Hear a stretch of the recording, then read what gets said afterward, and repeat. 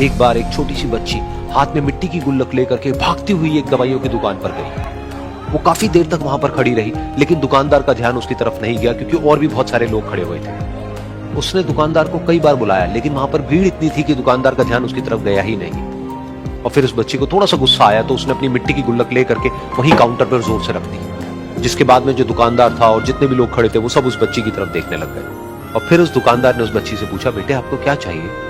तो वो बड़े ही भोलेपन से बोली कि मुझे एक चमत्कार चाहिए। ये सुनकर के दुकानदार को कुछ समझ नहीं आया, ना ही वहां पर जो लोग थे उनको कुछ समझ में आया, और सब उसकी तरफ देखने लग गए। फिर दुकानदार ने बोला, बेटे चमत्कार तो यहाँ पर नहीं मिलता है। तो बच्ची को लगा कि वो उससे झूठ बोल रहा है, तो बच्ची ने कहा कि मेरी गुल्लक में बहुत पैसे हैं, आप बताओ आपको कितने पैसे चाहिए, लेकिन मैं आज यहाँ से चमत्कार लेकर के ही जाऊंगी। तो वहीं काउंटर पे एक और आदमी खड़ा था, उसने उस बच्ची से पूछा कि बेटे क्यों चाहिए तुमको चमत्कार? तब उस बच्ची ने अपनी कहानी बताई कि अभी कुछ दिन पहले मेरे भाई के सर में बहुत तेज दर्द हुआ, तो मेरे पापा मम्मी उसको हॉस्पिटल ले गए। उसके बाद कई दिन तक मेरा भाई घर नहीं आया। तो मैंने कई बार अपने पापा से पूछा, लेकिन उन्होंने मुझे कुछ नहीं बताया।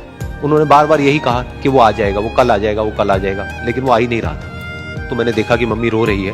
अब पापा मम्मी को कह रहे थे कि उसकी दवाइयों के लिए और उसके इलाज के लिए जितने पैसे चाहिए उतने मेरे पास में नहीं है, अब उसको कोई चमत्कार ही बचा सकता है।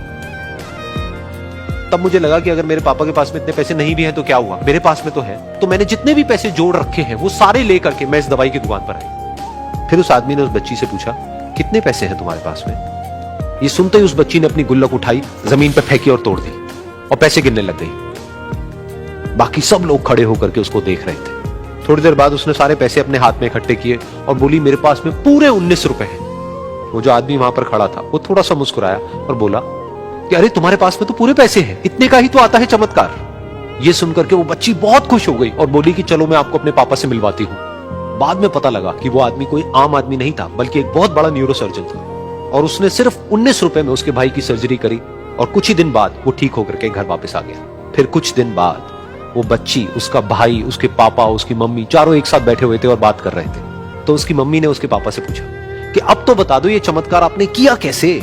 तो उन्होंने अपनी बेटी की तरफ देखा और बोले, ये चमत्कार मैंने नहीं, इसने किया है।